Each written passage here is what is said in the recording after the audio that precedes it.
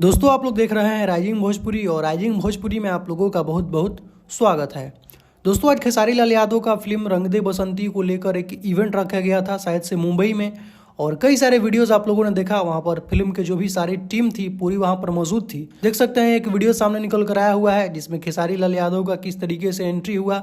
जब वहां पर खेसारी लाल यादव पहुंचे तो वहां पर पहले से ही इस फिल्म के जो भी टीम थी, कलाकार थे, जो भी इसके स्टार कास्ट थे वहां पर मौजूद थे, और किस तरीके से सभी से मिल रहे हैं खेसारी लाल यादव। आप लोग देखिए इस वीडियो को। बाकी दोस्तों मिलते हैं नेक्स्ट वीडियो में। Thank you so much.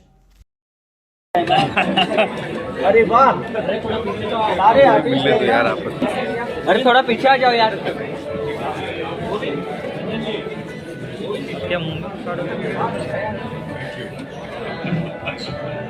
अरे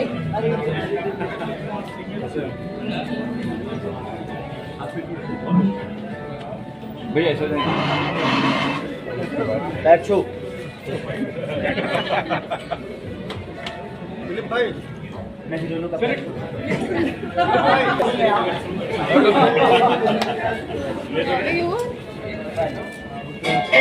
इधर को एक साथ में ही नहीं।